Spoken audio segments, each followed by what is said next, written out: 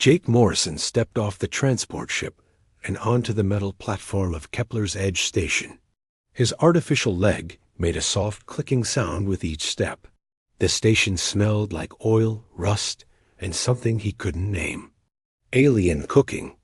Maybe Dot. He pulled his duffel bag over his shoulder and looked around. The station was bigger than he thought it would be. Ships of all sizes floated in the docking bays.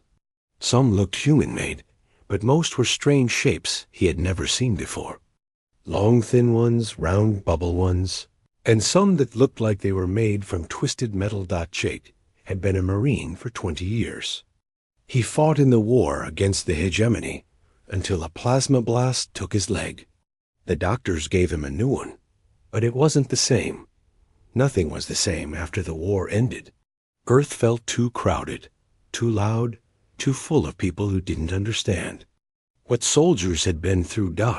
So he took his pension money and came out here to the Rim.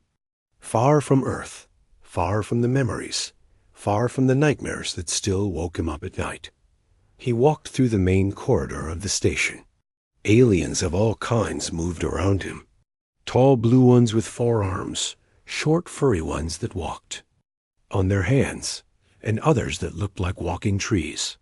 Most ignored him. Humans weren't rare out here, but they weren't common either. Jake found the address he was looking for. Bay 47. The sign above the door was written in 3 languages. One was English.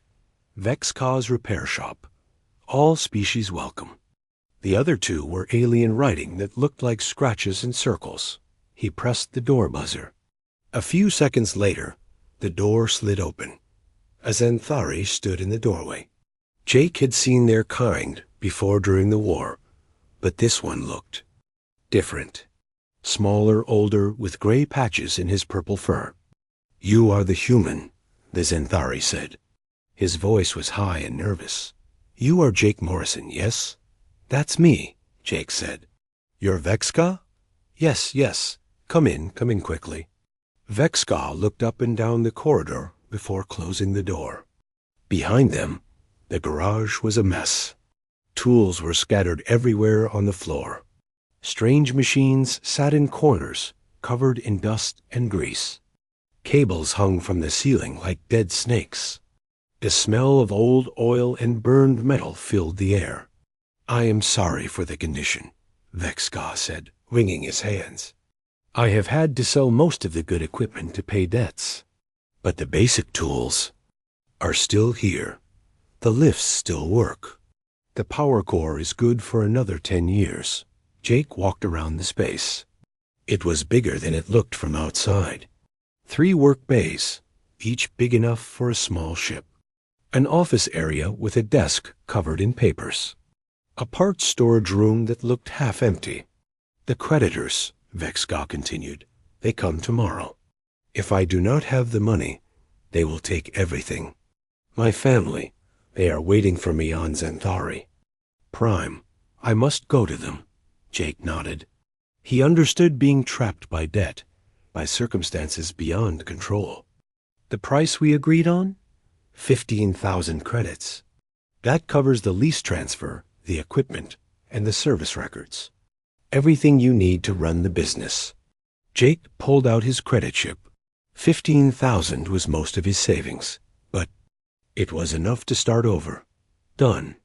They completed the transaction on an old terminal in the office. Vexca's hands shook as he entered the codes. When it was finished, he looked relieved for the first time since Jake had arrived. "The service records," Vexca said, pointing to a metal cabinet. 40 years of work. Every job, every customer, every repair. You will need them to understand what each species requires. Xanthari engines are different from human ones. Krillian power systems explode if you connect them wrong. Aldorian hyperdrives, they are very sensitive. Jake opened the cabinet. It was full of files, data chips, and papers covered in different kinds of writing. Some looked like human words. Others were symbols and pictures he didn't recognize. "I ran this place for 20 years, Vexca said sadly. "My father before me, and his father before him. But the war changed everything. Fewer ships, less business. And the new competitors, they have better equipment, faster service. What kind of work did you do mostly? Jake asked. Everything. Engine repair, hull patching, system upgrades. Some weapons work, but legal only. No military contracts. The station authorities, they watch for that very carefully. Vexka gathered his few personal items into a small bag. The tools, most of them are universal. The quantum spanners work on any bolt. The plasma welders cut through most metals. But be careful with the Vorthan equipment. It responds to thought as much as touch. Jake made a mental note of that. He had worked on plenty of human machines, but alien technology was still new to him. One more thing, Vexka said, stopping at the door. The old records, the ones from before my time. Some are in languages I never learned to read. Earth languages, I think, military codes. My father said the previous owner was human, but that was long ago. Maybe you can understand them better than I could. After Vexka left, Jake stood alone in his new garage. It was quiet except for the hum of the station's life support systems.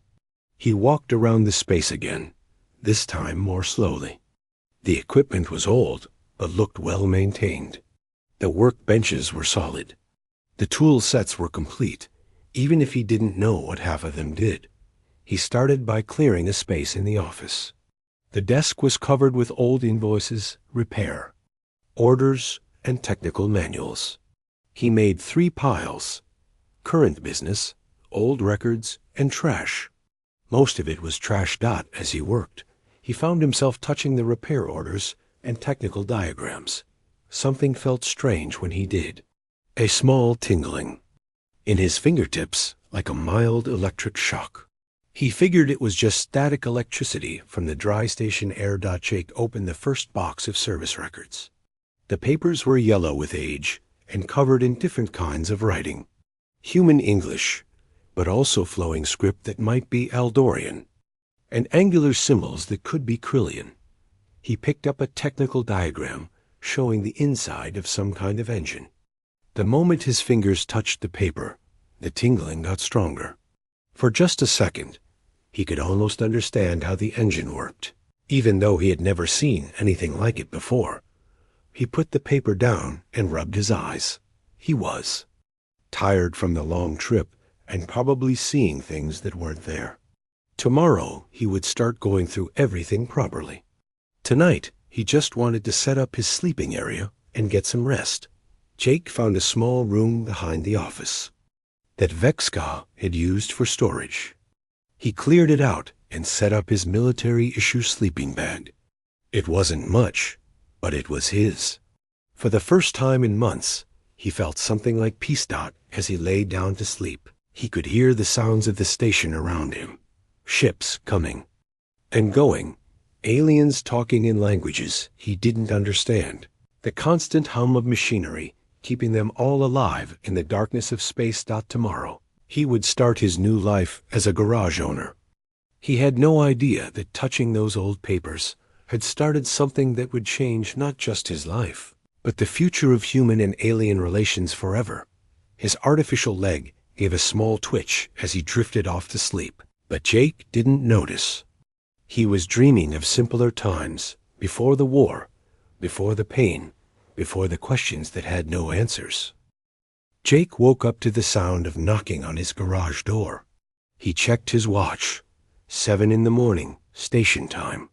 He had been cleaning and organizing for 3 days now, and word was already getting around that the garage was open again. He opened the door to find a small alien standing outside. It looked like a walking lizard with big yellow eyes and scales that changed color from green to blue as it moved. "You are the new repair human?" the alien asked in broken English. "My ship, it makes bad noises. Vexka, he always fixed it good." Jake nodded. "I can take a look. What kind of ship?" "Krillian transport. Old model, but reliable. Usually reliable. Jake followed the alien to the docking bay. The ship was about the size of a small truck, with a round body and 4 stubby wings. It looked like it had seen better days. Rust spots covered the hull, and one of the wings had a big dent in it. The engine, it makes grinding sounds, the alien explained. Started 3 days ago. Gets worse when I try to go fast. Jake crawled under the ship and looked at the engine. It was completely different from any human engine he had ever seen. Instead of pistons and cylinders, it had spinning rings of metal that glowed with a soft blue light. Tubes filled with glowing liquid connected different parts. He had no idea how it worked. Can you fix? The alien asked hopefully. Jake was about to say no when he remembered the technical manuals in his office. Let me check something first. He went back to the garage and pulled out the box of old service records. He found several files marked with Krillian writing. When he opened the first one, his hand started to tingle again, stronger than before. The file contained a diagram of a Krillian engine, exactly like the one under the ship. As Jake looked at it, the tingling spread up his arms. The diagram seemed to glow softly, and suddenly he could understand how the engine worked.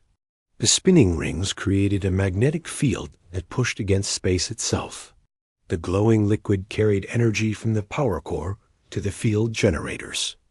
Jake blinked, and the glow faded. But the knowledge stayed in his head. He knew what was wrong with the engine now. One of the field generators was out of alignment. That's what caused the grinding sound. He went back to the ship with a toolkit. The alien watched nervously as Jake crawled under the engine again. This time, he knew exactly what to look at. The third field generator was tilted at the wrong angle. The magnetic field was hitting the housing instead of flowing smoothly around it. Jake reached for his tools, then stopped. His hands were glowing with the same blue light as the engine. Without thinking, he reached out and touched the misaligned generator. The blue light flowed from his fingers into the metal. The generator straightened itself. Jake jerked his hand back, staring at his fingers. The glow faded quickly, but he could still feel a warm, tingling sensation. Is fixed? The alien called out. Jake started the engine from the control panel. It hummed smoothly. No grinding sounds at all. The field generators spun in perfect alignment, their blue light steady and bright. It's fixed, Jake said, still staring at his hands. The alien was so happy it changed colors rapidly from green to yellow to orange. It paid Jake 50 credits and flew away with a perfectly running engine. Jake stood in the docking bay for a long time, looking at his hands.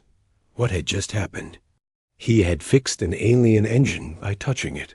That wasn't possible. People didn't glow blue and heal machines with their bare hands. He was still thinking about it when someone knocked on his door again. This time, it was a human woman with short brown hair and smart eyes. She wore the kind of clothes that scientists liked, practical but clean. Hi, she said. I'm Lisa Chun. I work in the biology lab down the corridor. I've been watching your garage for the past few days. Watching it? Jake asked. I live in the unit next door. The walls are thin. I've been hearing strange humming sounds coming from here. And yesterday, I saw flashes of blue light through the windows. Jake felt his stomach drop. Blue light? Yeah, very unusual. I'm a xenobiologist, so I study how different species interact with technology. I've never seen anything like what's happening in your garage. Lisa looked at him carefully. You're the new owner, right? Jake Morrison? Jake nodded. He didn't know what to say. He couldn't tell her about the glowing hands. She would think he was crazy. Would you mind if I came in and looked around? Lisa asked. I'm really curious about what kind of equipment could produce those energy readings. Before Jake could answer, another customer arrived. This one was a tall, thin alien with gray skin and forearms. It spoke in a musical voice that sounded like wind chimes. "I need help with my navigation computer," it said. "It keeps showing me the wrong star charts. I have been flying in circles for 2 days." Jake looked at Lisa. "I need to work. I'll just watch, if that's okay. I promise I won't get in the way." Jake brought the alien into the garage. Its ship was docked in Bay 2, a sleek silver thing that looked like it could fly very fast. The navigation computer was built into the ship's main console. Jake had never seen anything like it. The screen showed star maps that moved and changed as he watched. Numbers and symbols flowed across the display in patterns that hurt his eyes to look at. "The computer, it shows the wrong stars," the alien explained. "I tell it to go to Rigel, but it shows me the path to Vega. Very confusing." Jake opened another box of service records. This time he looked for files about navigation systems. He found one written in the same musical language as the alien's speech. When he touched it, the tingling started again. The file showed how Aldorian navigation computers worked. They didn't just calculate routes between stars. They actually sensed the gravitational fields of nearby objects and used that information to build their star maps. If the sensors were dirty or damaged, the computer would build the wrong maps. Jake understood all of this in seconds. The knowledge just flowed into his brain like water. He went to the ship and opened the sensor panel. The gravitational sensors were covered in space dust and cosmic radiation residue. They needed to be cleaned and recalibrated. Jake reached for a cleaning tool, then stopped. His hands were starting to glow again. Lisa was standing behind him, watching everything. "Your hands," she whispered. "They're glowing." Jake looked at his hands. The blue light was getting brighter. He could feel energy flowing through his fingers, warm and alive. Without thinking, he placed his hands on the sensor array. The blue light flowed from his hands into the sensors. The dust and radiation residue just disappeared. The sensors hummed to life, perfectly clean and calibrated. The navigation computer beeped and displayed a perfect star map showing their exact location. Jake pulled his hands back. The glow faded, but Lisa had seen everything. "That's impossible," she said. "Humans can't interface directly with alien technology. The neural pathways are completely different. The quantum frequencies don't match." The alien customer tested the navigation computer. It worked perfectly now. It paid Jake 100 credits and left, singing a happy song in its wind chime voice. Jake and Lisa stood alone in the garage. She was staring at him like he was some kind of scientific puzzle. "How long has this been happening?" she asked. 3 days, Jake admitted. "Since I started touching the old service records." "Show me." Jake pulled out one of the technical manuals. The moment his fingers touched the pages, they started to glow. The diagrams on the pages seemed to come alive, showing him how the machines worked, what they did, how to fix them when they broke. "This is incredible," Lisa said.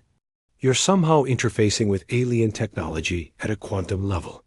Your brain is processing information that should be impossible for humans to understand."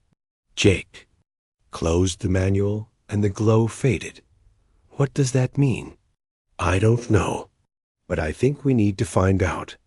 This could change everything we know about human-alien interaction." Jake looked at his hands again. They looked normal now, but he could still feel the warm, tingling sensation just under the skin. Whatever was happening to him, it was getting stronger, and he had a feeling that blue glowing hands were just the beginning. Word spread fast through Kepler's Edge Station. Within a week, Jake had a line of customers waiting outside his garage every morning. Ship captains who had been told their vessels were beyond repair brought them to the human who could fix anything. With his bare hands, Jake repaired plasma cannons that hadn't fired in decades.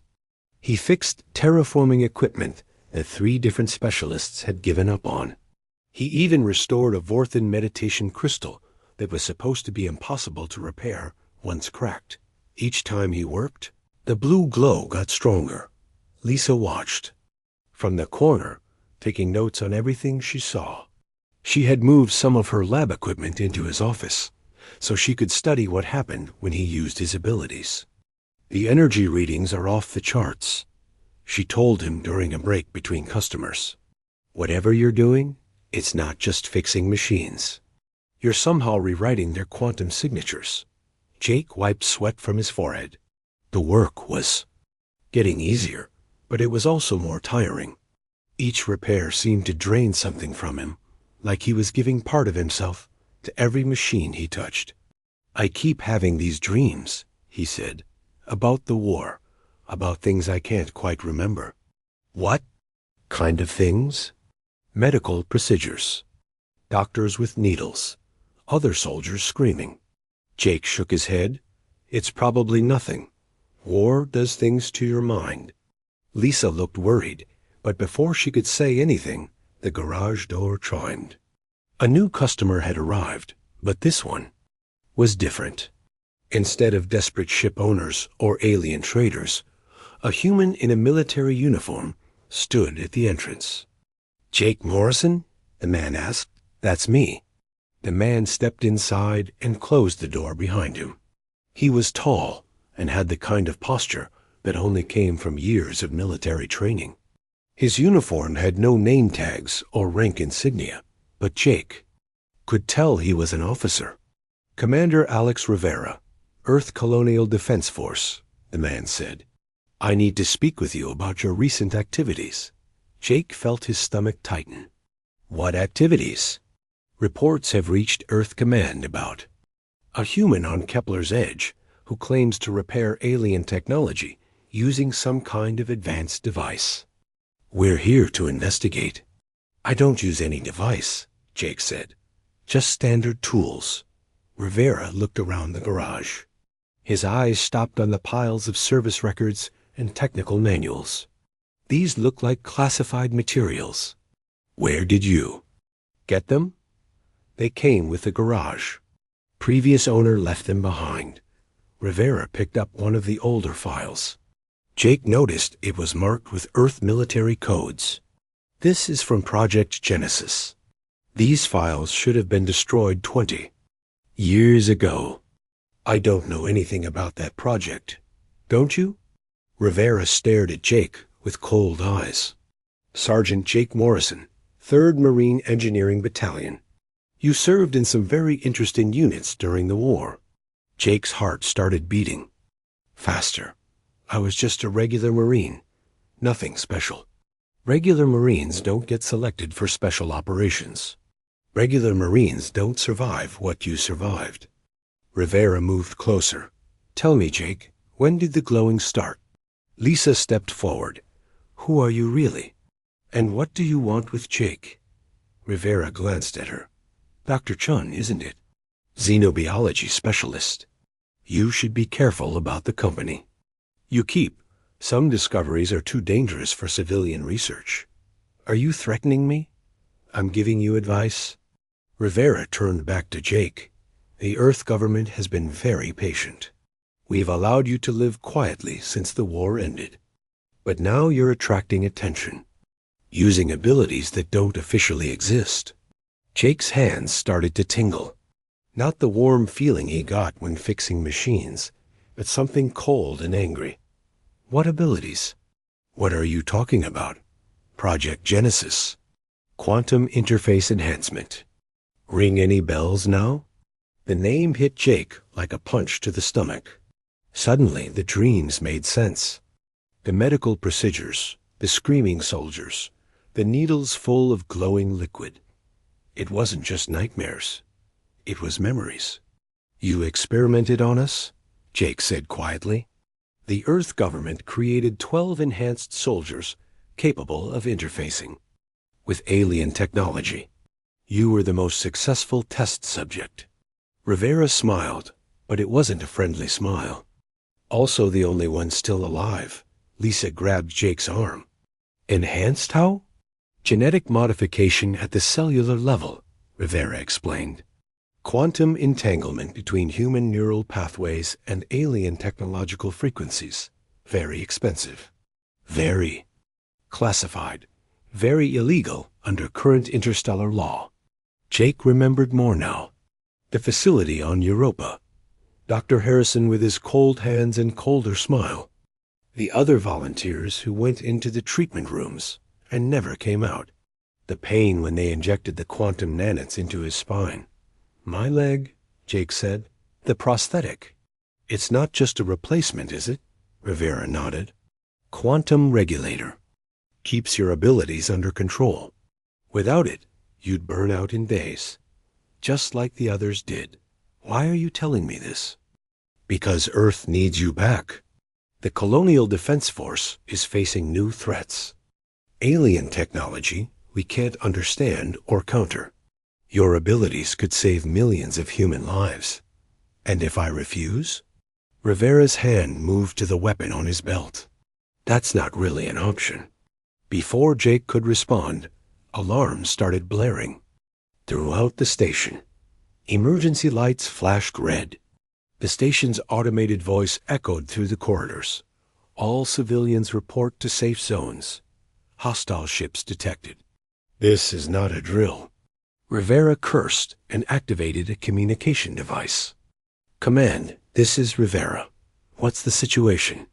Hegemony remnant forces, sir. 3 heavy cruisers just dropped out of hyperspace.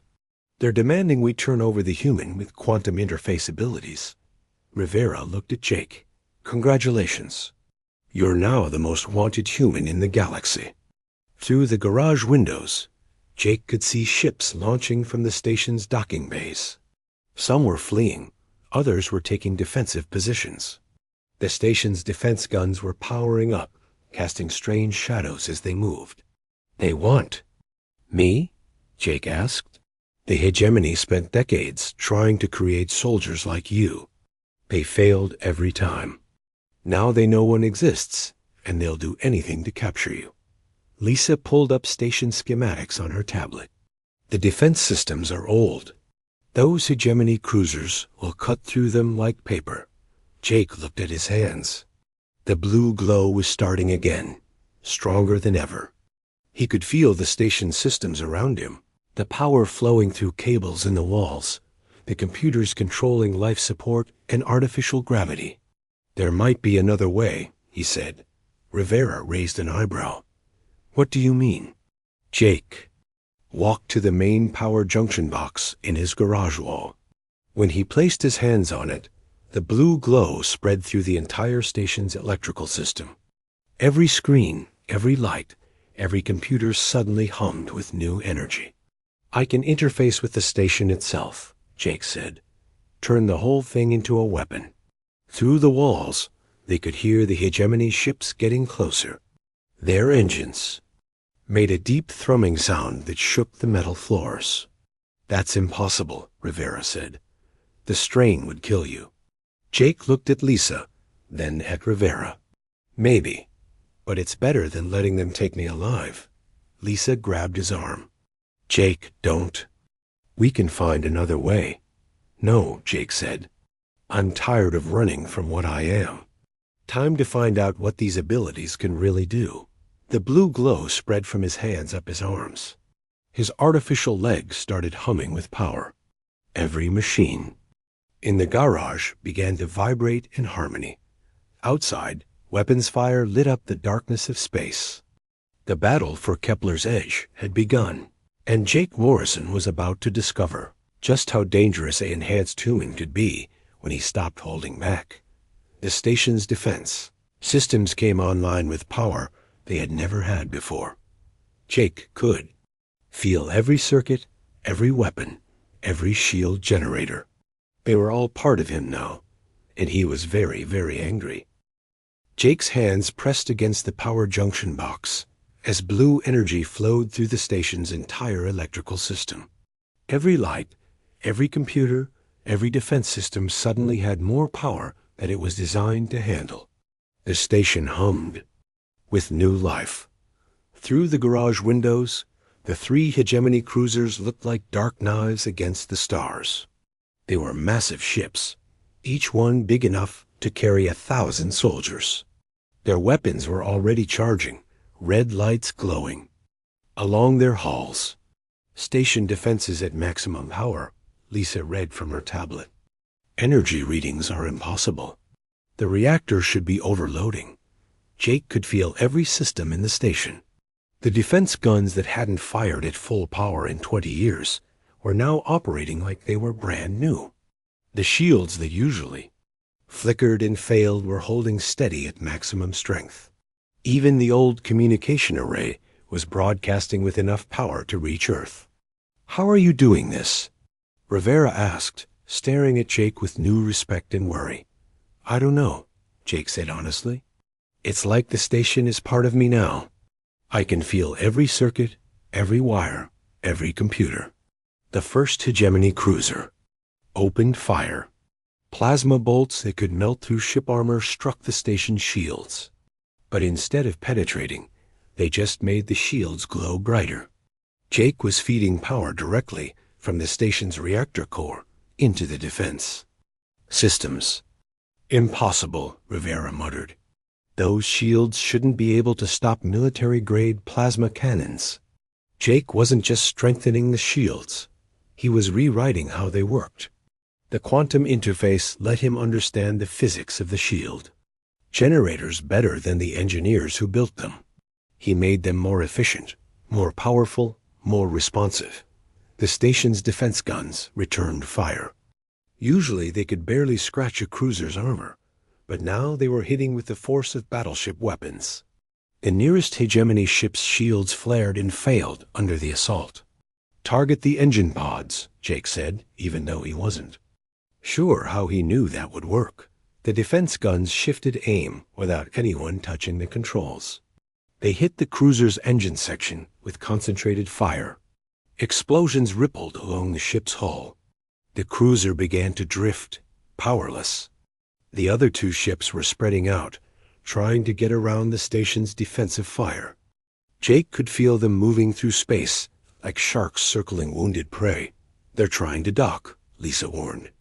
"If they get soldiers on the station, your abilities won't matter." Rivera activated his communicator. "All colonial defense personnel, prepare for boarding action. Seal the docking bays." "Wait," Jake said.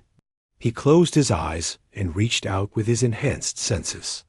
He could feel the station's docking bay doors, the airlock systems, even the artificial gravity generators. The docking bays slammed shut just as the hegemony ships were about to attach. The ships bounced off the closed doors and spun away into space, but Jake wasn't finished. He reached deeper into the station systems and found the waste disposal units. Every station had them for getting rid of garbage and unwanted materials. Usually they just shot trash into space. Jake made them shoot much more than trash. Old repair parts, broken equipment, even chunks of metal from the recycling centers flew out of the disposal units like bullets. The improvised projectiles peppered the hegemony ships, cracking their hulls and damaging their weapons. "You're using the garbage disposals as weapons," Lisa said in amazement. "Everything is a weapon if you use it right," Jake replied. The blue glow was spreading up his arms now, and his artificial leg was humming so loud it sounded like a small engine. One of the remaining cruisers managed to fire a missile at the station. It was a big one, designed to crack open space stations like tin cans. Jake watched it approach through the station's external cameras. He reached out with his abilities and touched the missile's guidance system. Instead of hitting the station, the missile turned around and flew back at the ship that fired it. The cruiser tried to shoot down its own missile, but failed. The explosion lit up space like a small sun. Only one hegemony ship remained, but it was the biggest one. Jake could see soldiers in battle armor through its windows. They were preparing to cut their way through the station's hull with plasma. "Torches. I can stop them," Jake said, "but I need to interface with their ship directly." "That's suicide," Rivera said. The quantum feedback from an enemy vessel could fry your brain. Jake looked at his hands.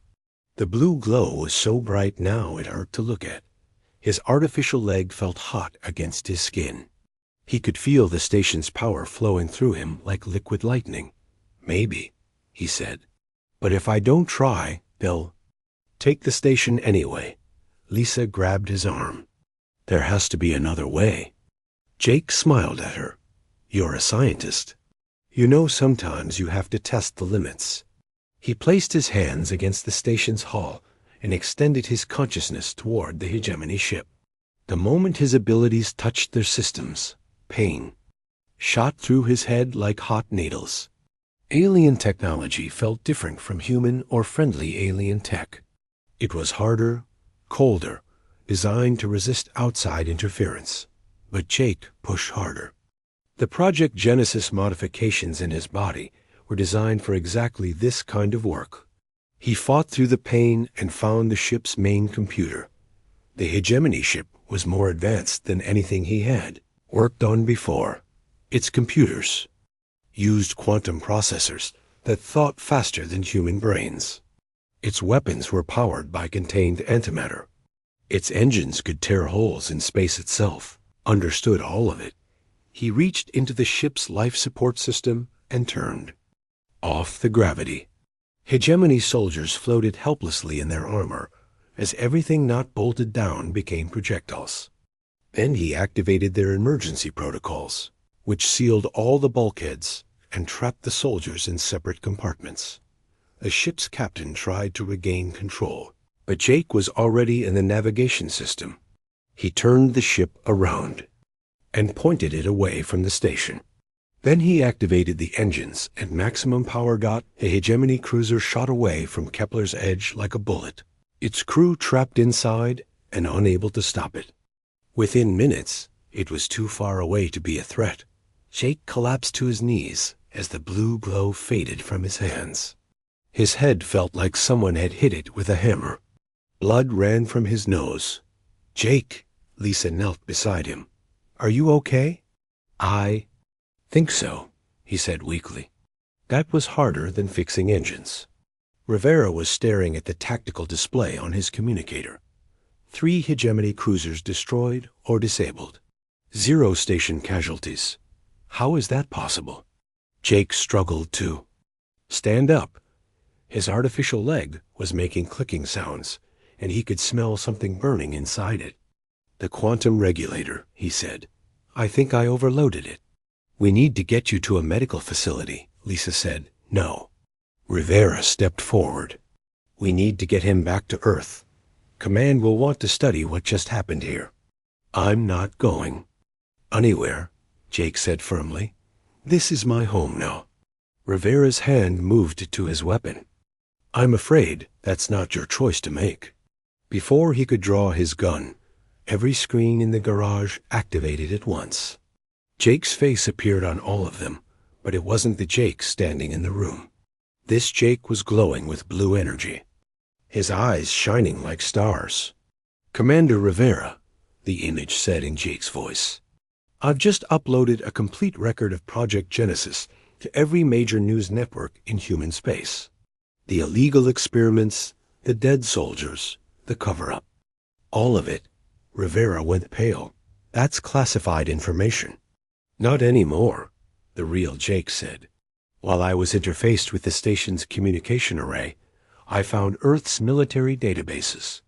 I copied everything about Genesis and broadcast it across the galaxy. Lisa looked at her tablet. It's true. The story is already spreading. Earth Command is denying everything, but the evidence is overwhelming. Rivera spoke into his communicator with a shaky voice. Command, we have a problem. The Genesis subject has gone rogue. He's released classified data about the project. The response was immediate and angry. Abort the mission. Return to base immediately. The subject is to be considered hostile. Rivera looked at Jake with something like respect. You've just made yourself the most wanted man in human space. Jake smiled despite his exhaustion. Good. Maybe now other Genesis survivors won't have to hide. Through the garage windows, he could see ships approaching the station. But these weren't military vessels. They were news ships, transport vessels, even some alien craft. Word was spreading that a human had successfully defended an entire space station using nothing but his bare hands. Jake Morrison was no longer just a retired Marine with a small garage. He had become something much more dangerous to the powers that controlled human space.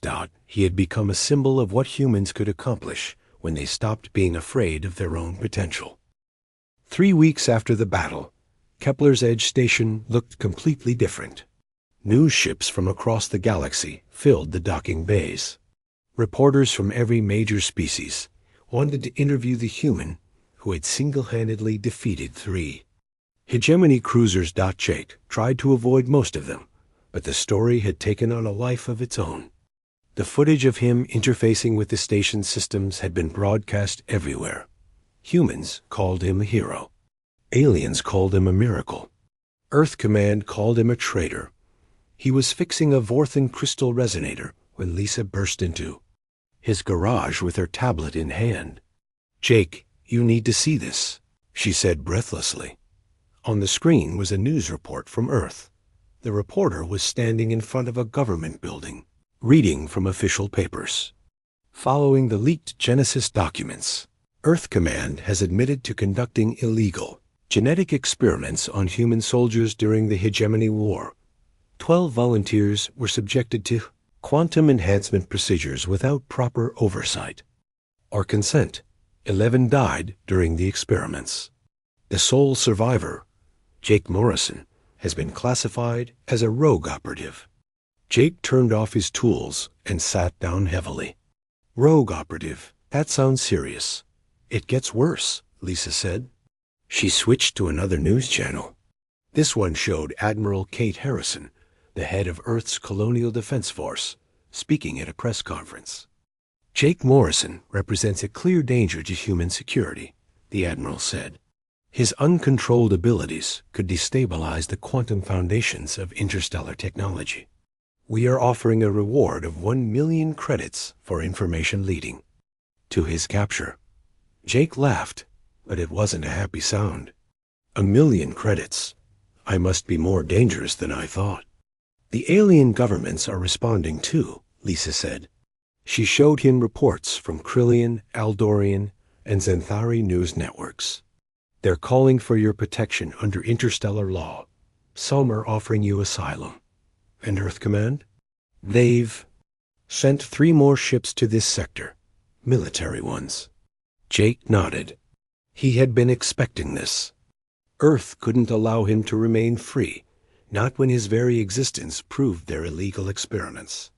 But he wasn't the same scared ex-Marine who had bought this garage a month ago. The door chimed, and Rivera walked in. He looked tired and worried. His uniform was wrinkled, and Jake noticed he wasn't wearing his rank insignia anymore. "Let me guess," Jake said. "You're here to arrest me." "Actually, I'm here to warn you," Rivera said. "Earth Command relieved me of duty after the Genesis leak. Apparently, I'm too sympathetic to enhanced personnel." Lisa raised an eyebrow. "Enhanced personnel? Are there others?" Rivera nodded. 3 Genesis survivors have come forward since the story broke. They've been hiding across human space for 20 years, afraid to use their abilities. Now they want to find Jake. Where are they? On their way here, along with half the Colonial Defense Fleet. Rivera sat down and rubbed his face. "Jake, you need to disappear. Earth Command isn't interested in studying you anymore. They want you dead." Jake looked at his hands. The blue glow was always there now, just under the skin. His artificial leg had been making strange noises since the battle, and sometimes he caught glimpses of quantum equations floating in his peripheral vision. "I'm not running anymore," he said. "Be realistic. You can't fight the entire Earth military. Maybe not, but I don't have to fight them alone." Jake walked to his communication console and activated the station-wide broadcast system. His voice echoed through every corridor and docking bay on Kepler's Edge. "This is Jake Morrison. I know many of you are here because of what happened 3 weeks ago. I know Earth Command wants to capture or kill me, but I'm not leaving. This station is my home, and these people are my neighbors. If Earth wants me, they'll have to come through all of you first." Within hours, Jake's message had spread beyond the station. Ships began arriving from across the sector. Not military vessels, but civilian craft. Traders, miners, colonists, and refugees who had heard about the human who defended a space station with his bare hands. Many of the ships carried aliens who had benefited from Jake's repair work. The Krillian whose engine he had fixed brought 12 other ships from his trading fleet. The Aldorian with the navigation computer brought a convoy of exploration vessels. Even Vexgar returned with his extended family and their merchant ships dot by the end of the week. Kepler's Edge was surrounded by over 200 civilian vessels. They formed a protective ring around the station, their weapons powered up and their crews ready to fight. Lisa watched the tactical display with amazement. "It's like a volunteer navy." "They're not here for me," Jake said.